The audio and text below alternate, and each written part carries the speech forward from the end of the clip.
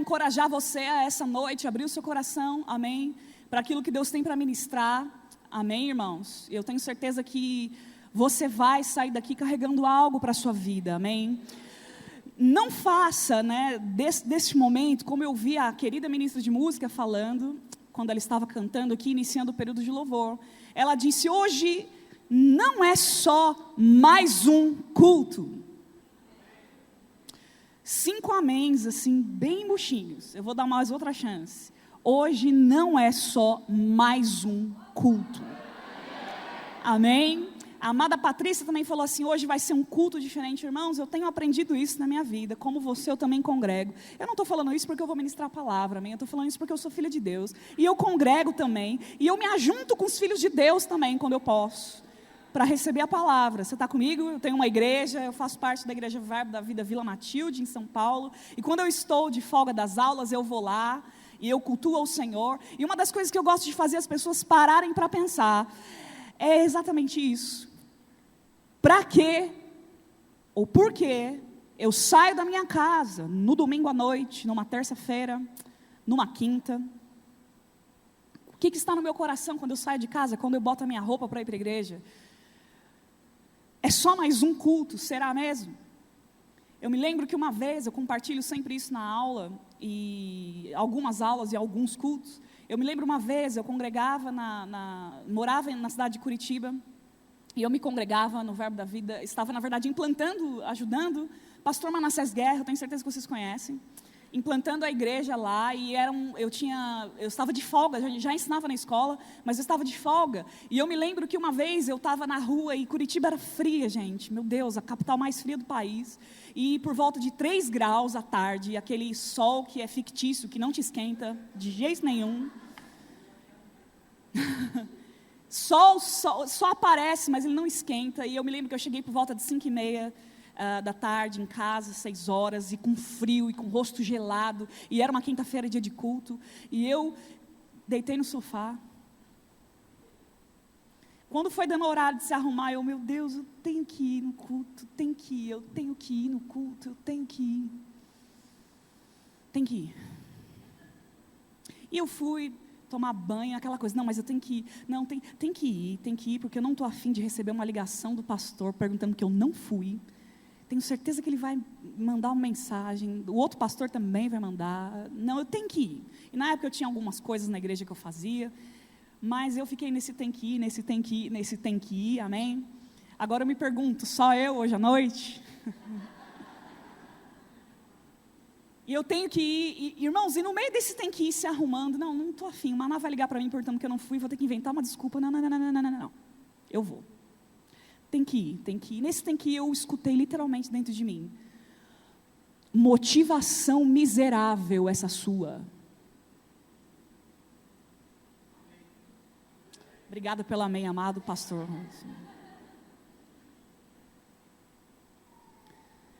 Pairou-se esse silêncio, assim, eu estava sozinha dentro do apartamento, o silêncio ficou maior, motivação miserável, você tem que ir porque tem que ir. E o Senhor começou a ministrar no meu coração, irmãos. Aquele dia não tinha carona, eu pedi um táxi, não tinha Uber também naquela época, não era, ou se existia, não existia para mim, né? Acho que não, 2016. E eu chamei o táxi, estava muito frio para ir de ônibus, e eu dentro do táxi bem quietinha, bem caladinha, e o Senhor falou para mim, minha filha, todas as vezes que a minha igreja se reúne, é o ajuntamento dos meus filhos sobre a terra, porque eu me incluo nisso também hoje à noite. Todas as vezes que os meus filhos se reúnem, eu tenho uma mesa posta. Você não gostaria não de ter comida na mesa dos seus filhos? Eu não sou mãe por enquanto, mas eu sou filha, e irmãos, eu sei que meu pai gosta que eu me sente para comer, que eu me farte na mesa, mesmo que for apenas um pão com manteiga, com café com leite. O pai quer ter comunhão com o filho nos ajuntamentos. Você está comigo? E o Senhor começou a falar, você não acha mesmo não, que eu não quero dar cultos maravilhosos, que eu não quero que todo mundo se prostre, o louvor não dê um pio, só tocar e a minha presença já enche os corações? Você não acha que eu não quero não levantar ministério, despertar chamados, que eu não quero resolver as situações, que eu não quero dar, digamos, uma dose extra de poder para você vencer aquela circunstância? Você acha que eu não quero fazer isso nos cultos? A questão é que eu não encontro corações assim mais, desejosos de ir no culto e saber, eu vou hoje receber uma instrução, algo vai acontecer, uma palavra vai chegar, uma resposta vai vir, eu vou naquele culto dar o meu melhor. Aleluia.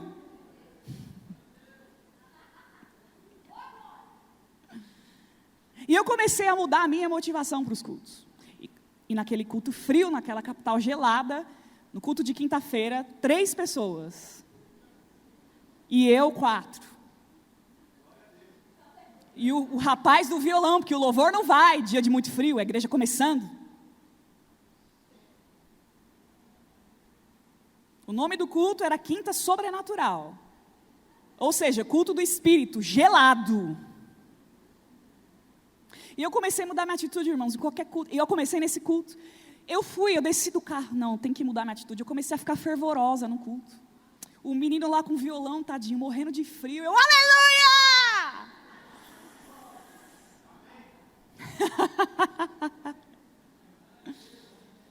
O pregador não está tão inspirado, tanto assim, ele fala uma coisa simples, eu, glória a Deus, é isso aí.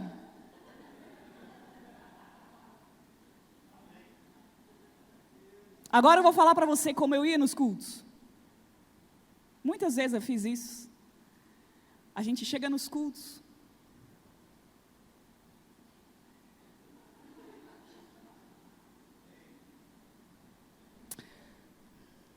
Aquele solo não ficou bom para a menina do louvor? Nosso rapaz errou todas as viradas da bateria. Você acertou tudo, viu? Tá tudo bem. Cadê o baterista? Tá jóia. Eu estou dando um exemplo em nome de Jesus. Não gostei não daquele pregador, eu faria melhor. Eu usaria tal texto. Irmãos, misericórdia.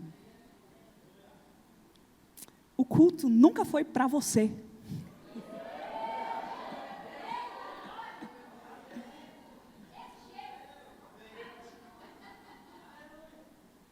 É o seu culto para Ele.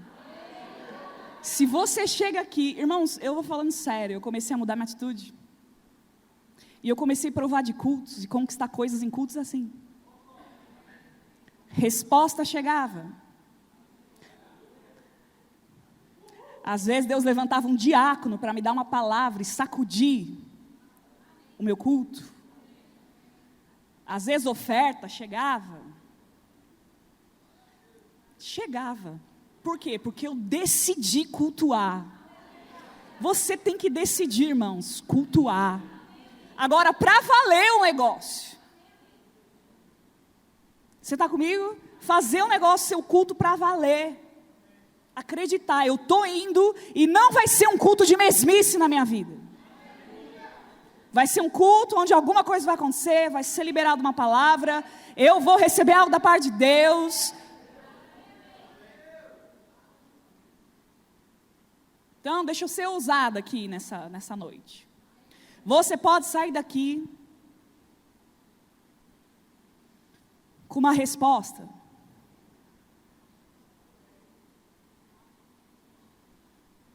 Você pode sair daqui com um emprego novo.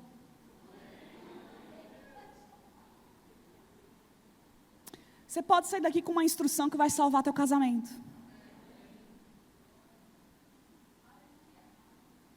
Amém? E eu particularmente acho o ajuntamento de domingo tão precioso, porque a igreja às vezes não vem na semana, não tem problema nenhum, mas ela vem no domingo. Amém, irmãos? Graças a Deus, enquanto eu orava por esse culto, em outras línguas, pedir ao Senhor uma palavra específica. Todas as vezes que nós vamos ministrar a palavra, principalmente isso acontece muito com um chamado itinerante, eu já vi isso acontecer comigo mesmo. Existia uma fase que eu sempre tinha uma mensagem na manga que sempre dava certo. Poxa, aquela mensagem ela dá certo, aquela mensagem eu preguei em tal lugar, ela fluiu maravilhosamente bem, eu preguei isso aqui, e glória a Deus por isso, amém? Mas eu sempre procuro não cair nisso. Eu sempre oro ao Senhor perguntando o que Ele tem para aquele corpo local, para aquela igreja, naquele estado, naquela cidade. Amém? E tem sido assim. Quando eu estava orando, só me veio um texto. E nesse texto ele tem uma frase, né, eu diria assim, uma sentença muito interessante. Essa sentença ela brotou para mim muito forte, muito violentamente. E a sentença era assim, na verdade é porque está registrado: passemos para outra margem.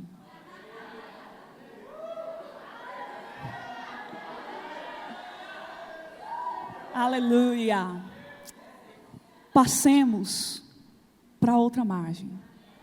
Vamos seguir viagem. Amém? Irmãos, quantos sabem, eu queria que você abrisse já, por favor, em Marcos capítulo 4. Existem outros evangelhos, mas eu especificamente gosto dessa aqui. Aleluia.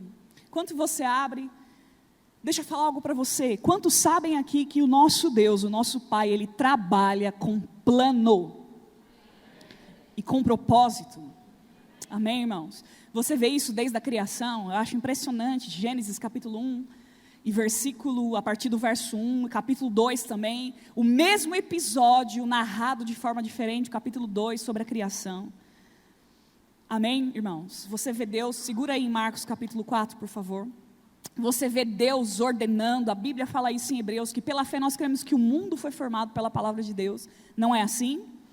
Nós precisamos entender, irmãos, que quando Deus ele estava criando a terra, Ele criou pela sua palavra, Ele já tinha o script da terra, as fases que aquilo ia acontecer.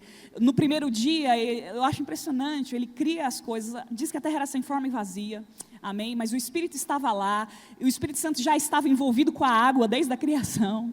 Amém? E você percebe Deus falando e as coisas acontecendo. E Deus começa a criar o filho. Eu acho impressionante. Um Deus que, irmãos, nós não temos como calcular com a nossa mente a grandeza do nosso Pai e o poder da sua palavra. Amém? Eu sei que nós cremos nisso e é para você crer mesmo. Mas você já imagine Deus falando: haja firmamento, haja os céus, separação da terra seca, mar venha até aqui, por favor, daqui você não, aqui vai ter a porção seca, aqui vai ter o mar. Irmãos, já imaginou? Uma voz, um dedo poderoso organizando essas coisas, amém? Diga: Deus é planejador, Deus é organizado, amém? Você consegue perceber isso? E a partir de um determinado trecho, o escritor de Gênesis fala que haja a terra relva, ervas que produzem semente.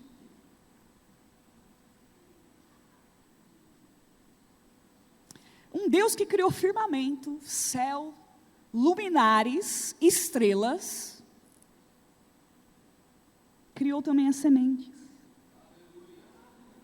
Quem pensa em semente, gente? Deus pensa em semente. Amém? E eu consigo entender isso aqui na mente de Deus fazendo isso aqui. Eu me preocupo, eu sou Deus, digamos assim, zeloso com o que é grande, com o que é macro, com o que é estrutural.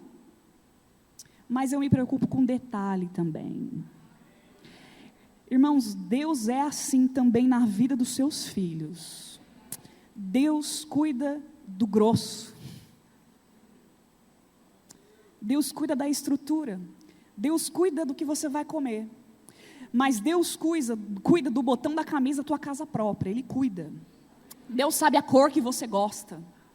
Deus sabe os detalhes daquilo que você quer. E Ele sabe os detalhes da sua vida também. Você pode declarar comigo: Deus cuida do grande, mas Deus é atencioso aos detalhes. Amém? Pega isso para a tua vida. Ele cuida das coisas grandes. Não vai faltar nada para comer, para vestir, mas também nem vai faltar agrados e mimos da parte dele para você. Amém? E vai se chegando, né, em Gênesis, vai se chegando toda a criação. A gente sabe da problemática do pecado. A gente sabe que Deus ele precisava reorganizar as peças do quebra-cabeça para a vinda do Cristo lá na frente. Isso aí daria outra pregação. Mas chega num determinado momento que eu percebo essa questão do planejamento de Deus, por exemplo. Quando está começando a acontecer, irmãos, dele perceber que o povo dele está indo para um determinado lugar, que ele não queria muito bem, e ele precisava levantar um libertador. E sempre quando eu olho a história de Moisés, eu gosto de pensar sobre isso, sobre o plano de Deus, entre todas as coisas da criação, em todas as coisas que aconteceram com Noé, amém? Mas com Moisés, eu acho impressionante, irmãos, que o nascimento de Moisés nem tinha acontecido e Moisés já tinha um propósito. Diga comigo, plano de Deus. E você percebe na história, eu tenho certeza que você conhece muito bem essa história. Você percebe, irmãos, que Deus ele começa a favorecer as próprias parteiras para a chegada do guri que ia ser o libertador do povo dele. Você consegue entender, irmãos, que Deus ele vê o troço lá na frente, agora?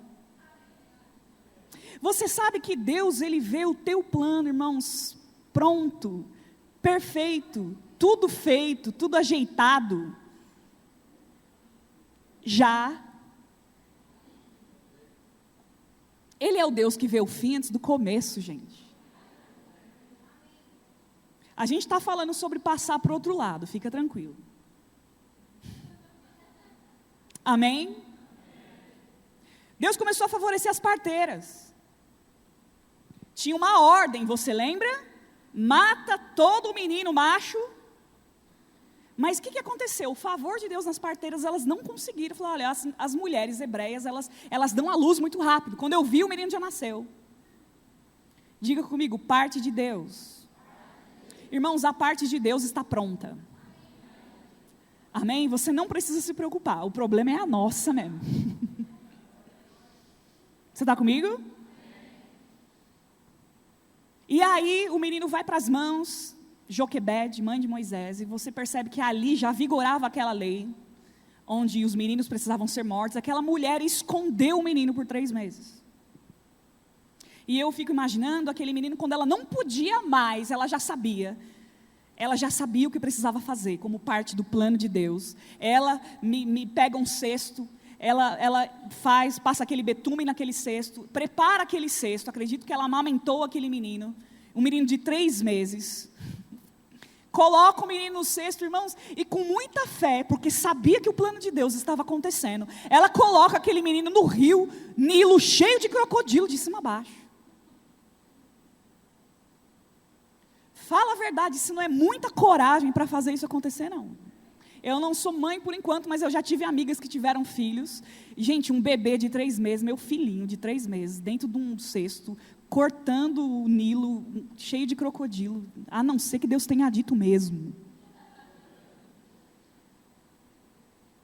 Irmãos, tem coisas que você precisa fazer. Agora se certifique que é Deus que te pediu mesmo. E se for um troço muito difícil, pois vai e faça, porque a graça vai estar lá.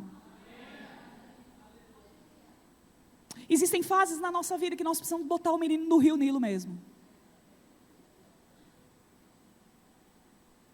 Alô? Tem fase que é isso mesmo. Tem fase que dói deixar as coisas.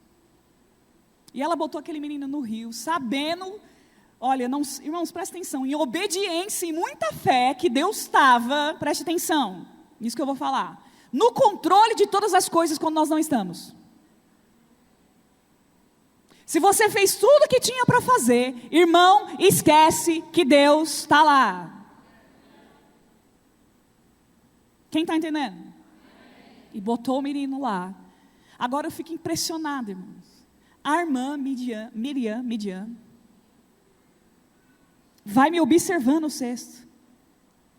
Com tanto lugar para esse bendito cesto me parar, ele me para em frente aonde a princesa tomava banho. Diga comigo, a parte de Deus. A parte de Deus Ele faz. A menina ficou observando.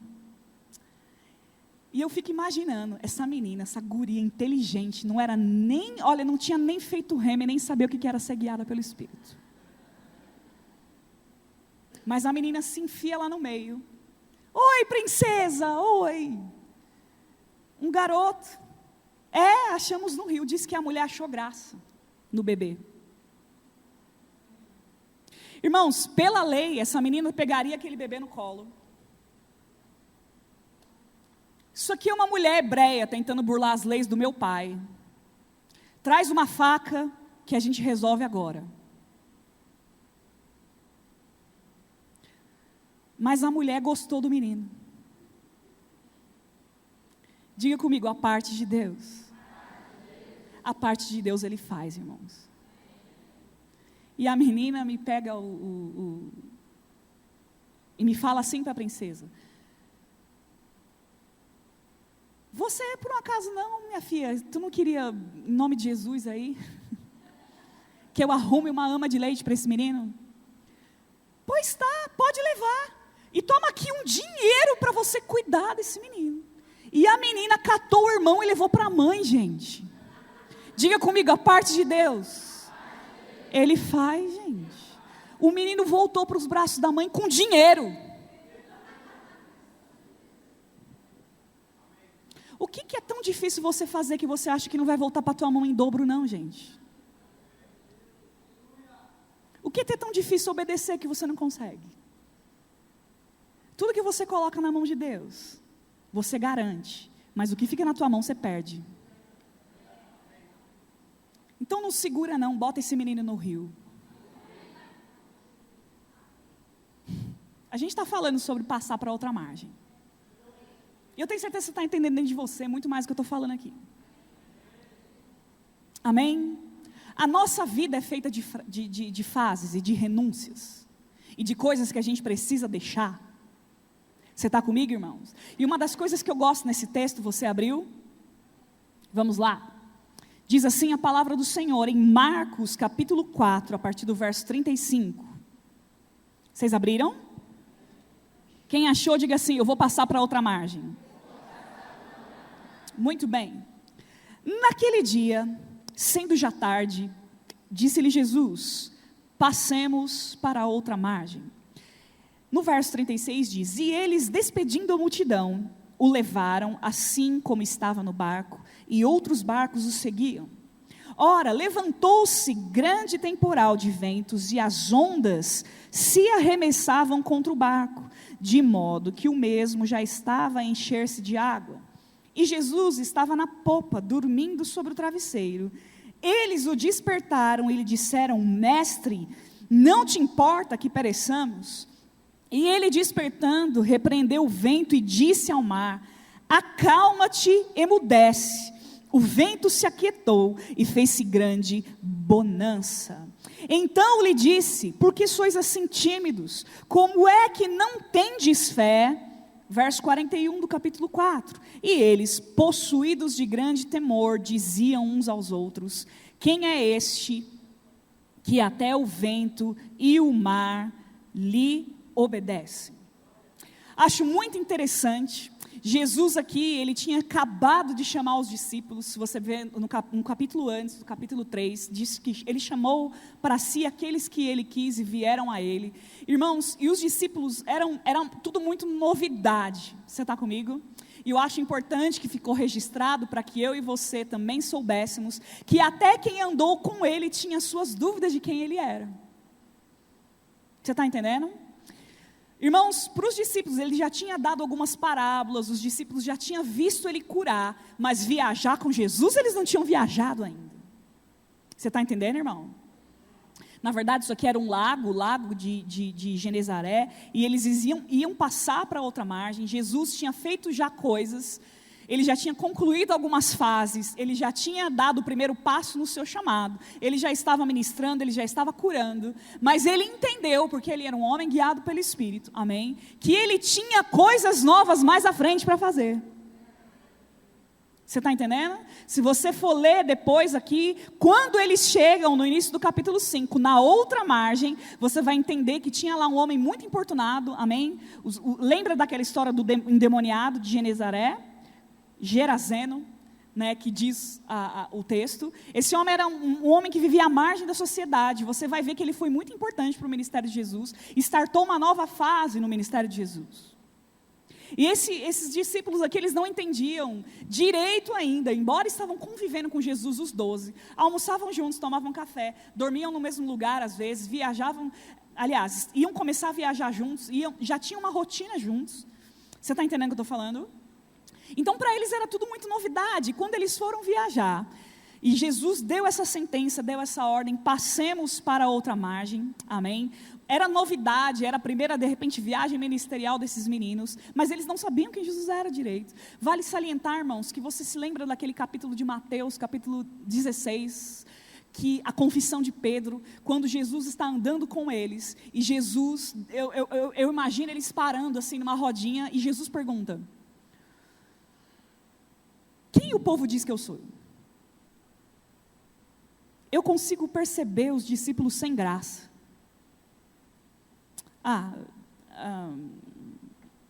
Uns dizem Elias, outros, algum dos profetas.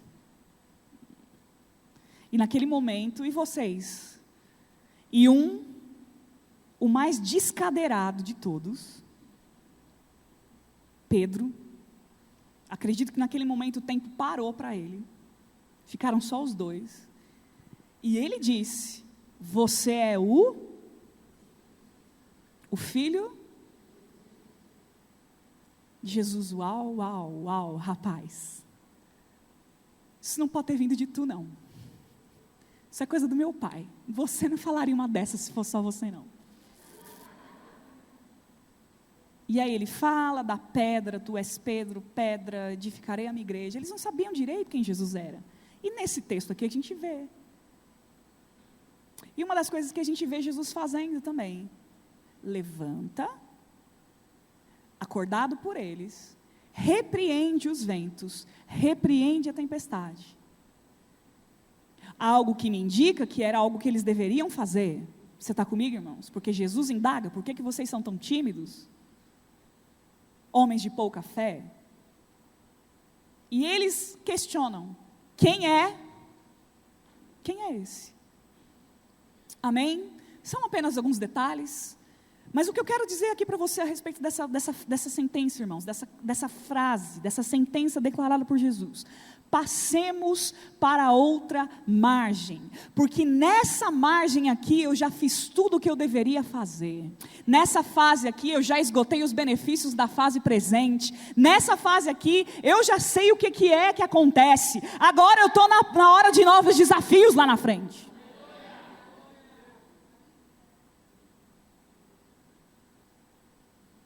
Irmãos, o plano de Deus na minha e na sua vida é um plano de avanço. Todo plano sobre a vida do crente, irmãos, Deus é planejador, a gente já viu isso. Amém? Deus é organizado também. O que nos indica que nós, como imagem, semelhança e filhos, devemos ser organizados e planejados também.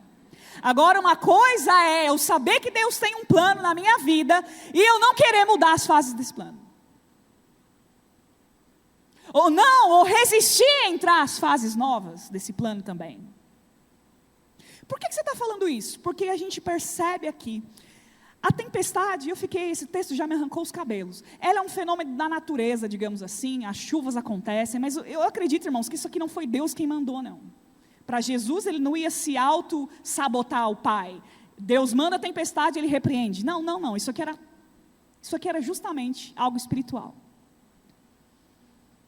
Amém? Invariavelmente eu poderia pensar que essa tempestade era um fenômeno da natureza, mas não, isso aqui era algo tentando impedir de Jesus chegar do outro lado. O que me dá a entender, irmãos, que todas as vezes que nós estamos mudando de fase, querendo avançar, vai ter resistência. Espiritualmente falando. Quando você é convidado a entrar no novo de Deus, você não vai ter um tapete vermelho, não. Você não vai ter pessoas junto com você, às vezes não. E deixa eu te falar uma coisa. Vai ter, parece uma frase, né, contemporânea, vai ter resistência, ou seja, vai ter investida das trevas. Vai ter gente falando contra. Vai ter gente tentando te desanimar. Vai ter gente questionando. Vai ter gente parando, querendo fazer você parar.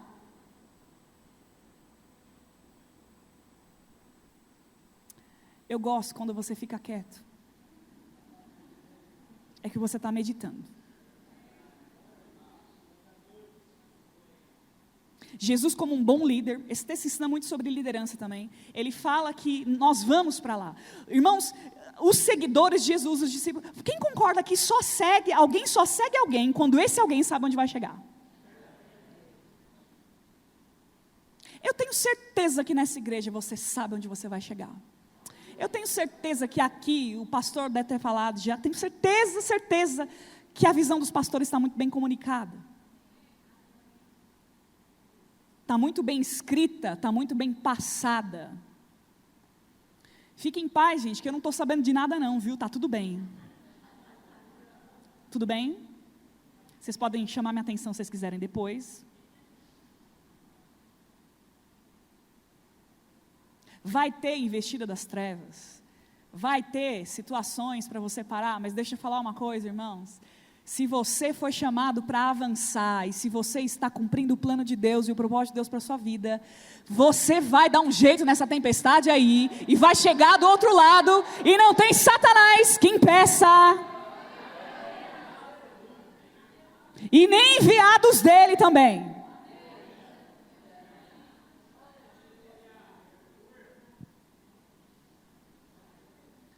Uma das coisas que eu percebo, irmãos, que quando eu estou, isso acontece muito comigo, eu não estou dizendo que é a regra, mas acontece com gente que quer avançar, por exemplo.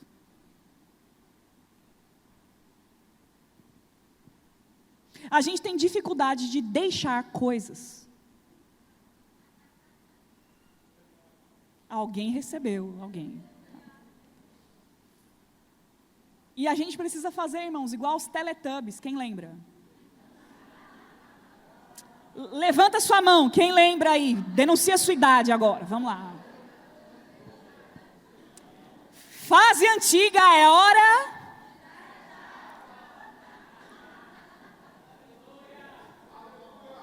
Velhos hábitos é hora. Pensamentos que não tem mais nada a ver com a fase atual é hora.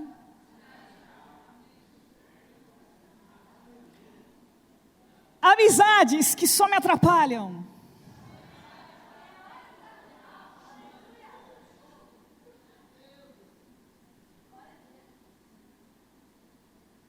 Irmãos, isso é real.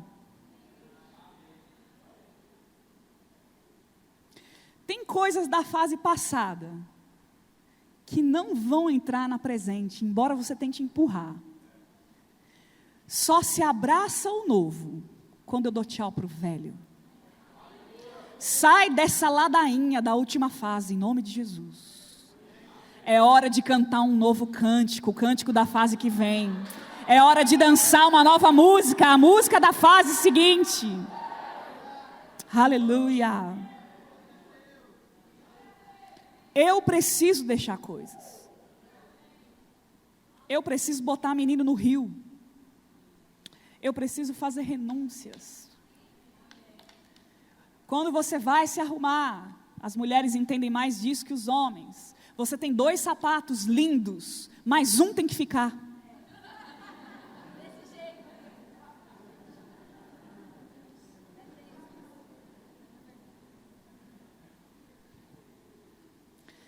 Na mala da viagem, mas eu queria tanto levar esse. Não dá.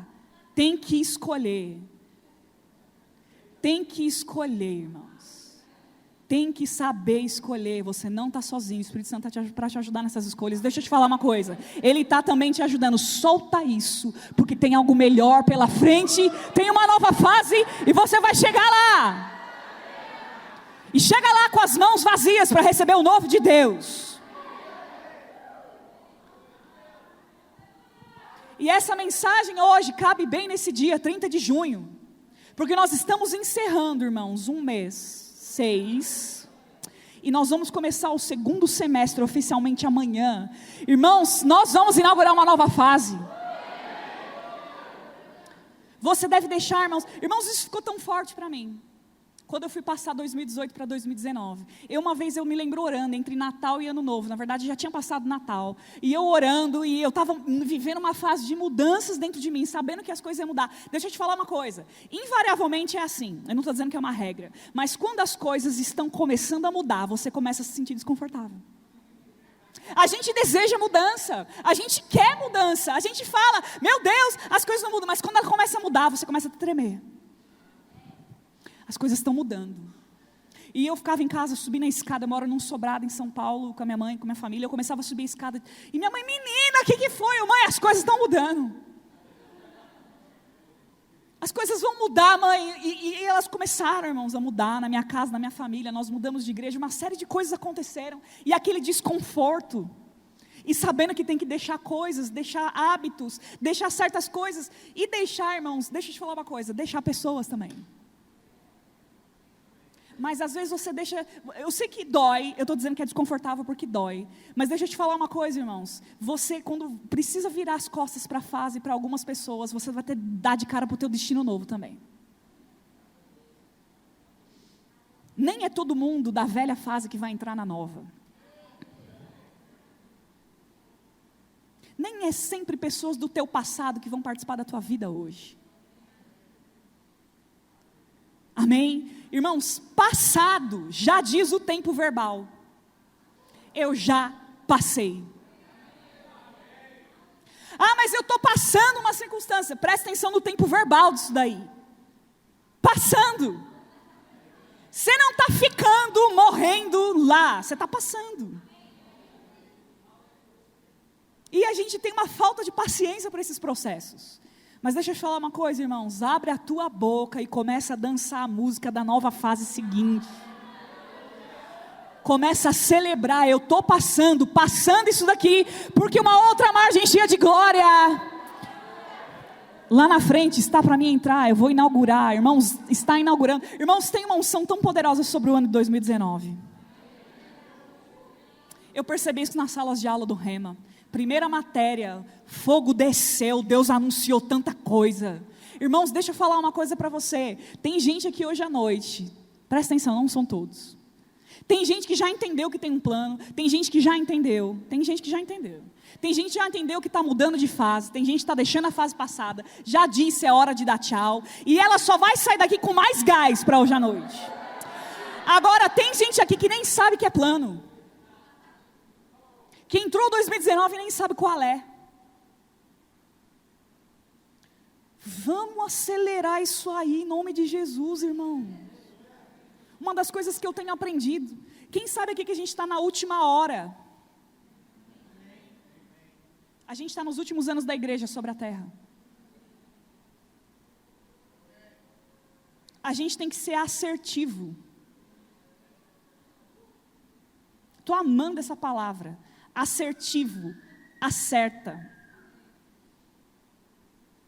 Você está comigo? Eu quero ser assertiva. E quando a gente alinha o nosso coração, entende rápido, porque essa decisão é sua. Você entende rápido. Você começa a provar de aceleração. E a aceleração faz isso daqui, ó. O que era para acontecer em 3 anos, acontece em 3 meses. O que era para levar 5, 10, 15 anos, acontece em 2. Eu amo isso na Bíblia, de repente. Por quê? Porque eu me alinhei. Você vai sair daqui alinhado para os próximos 6 meses da sua vida. E você vai terminar esse ano assim. Isso aqui, eu tenho certeza que era Deus quem estava planejando e fazendo. Irmãos, já estava pronto na verdade. Eu me posicionei para um ano glorioso. Eu me posicionei para um 2019 poderoso. E está acontecendo muitas coisas. Agora eu quero saber de você. Você vai passar para outra margem? Você vai abrir a boca? Você vai cantar uma nova canção. Você vai esquecer os assuntos da fase passada em nome de Jesus. Vai parar de falar dos mesmos problemas, das mesmas coisas. Vai parar de reclamar em nome de Jesus, sim ou não?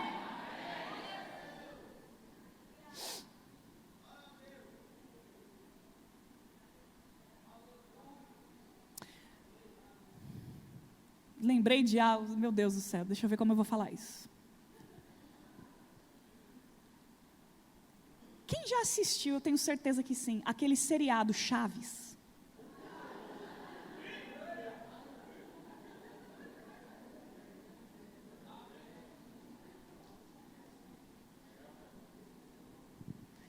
A gente estava conversando esses dias, na verdade, eu estava dando aula em Porto Alegre e saí com 2 amigas que eu tenho muita amizade lá.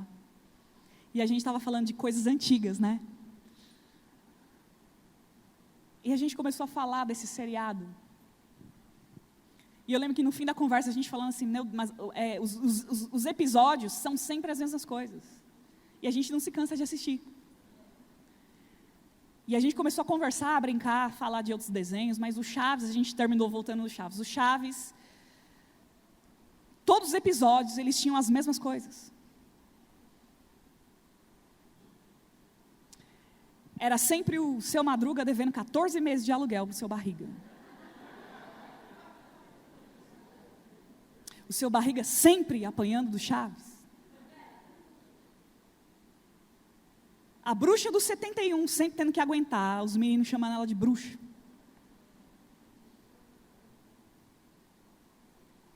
E ela tinha um gato chamado Satanás, quem lembra? Era sempre a dona Florinda batendo no seu Madruga, defendendo o Kiko. Era sempre o seu Madruga sem emprego. As mesmas histórias, em cima das mesmas questões. E muitas vezes a nossa vida está assim.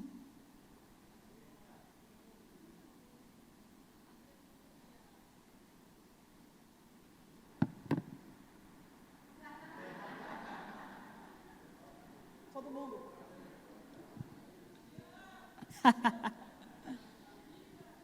As mesmas reclamações de 2010, 11, 12, 13, 14, 15. As mesmas provas. As mesmas reclamações do marido de 2010, 11, 12, 13, 14, 15, 16, 17. Vai entrar 2020 também reclamando a mesma coisa. Os mesmos fatos. As mesmas lamúrias. Os mesmos problemas. E passam-se os anos, os mesmos episódios. Deus tem uma cortina de coisas novas para você. Se você quiser sair desse ciclo vicioso de mesma coisa sempre, contudo, se você, irmãos, decidir, é impressionante quando eu quero chamar a atenção para você, tu, diga assim, eu.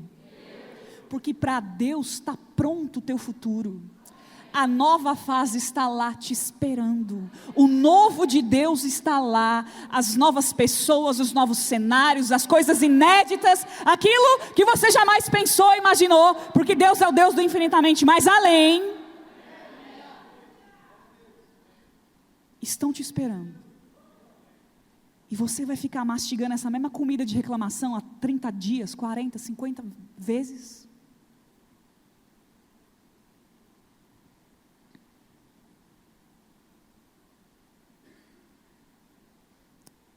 Falar que nem o pastor Bud, vocês estão me amando ainda? Passemos para outra margem. Fica de pé, em nome de Jesus. Aleluia. Glória a Deus. Aleluia.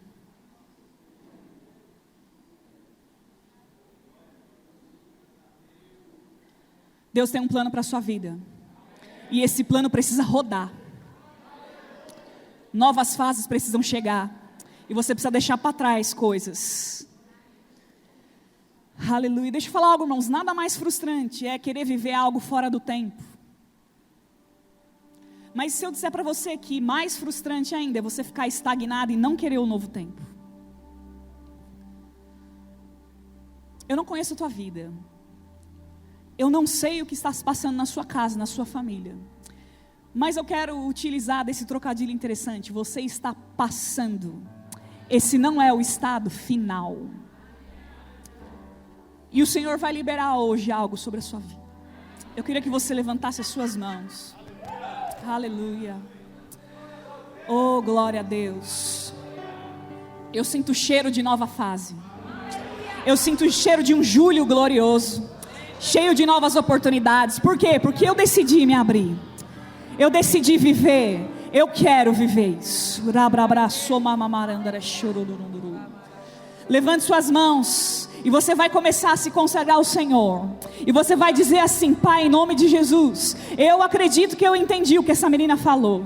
Eu não quero entrar no que o Senhor tem carregando coisas, manias, hábitos. Eu não quero nem carregar as dores da fase passada, Pai.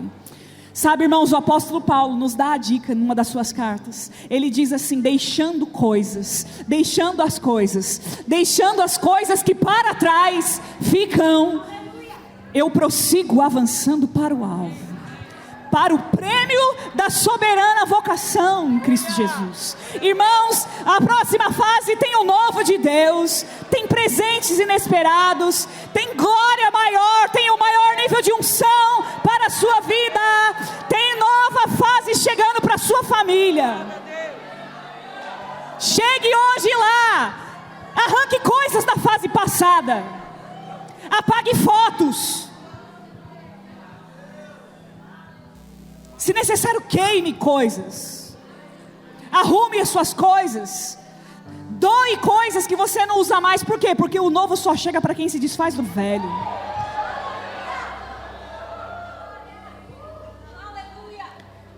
Jesus tão sabiamente anunciou isso também. Olha só, questionaram ele a respeito do jejum dos discípulos, e ele falou assim: olha só, preste atenção, é impossível ter vinho novo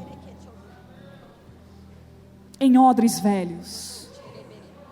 O vinho simboliza a unção do Espírito Santo e a própria pessoa do Espírito Santo. Irmãos, é tempo de vinho novo abundantemente mais.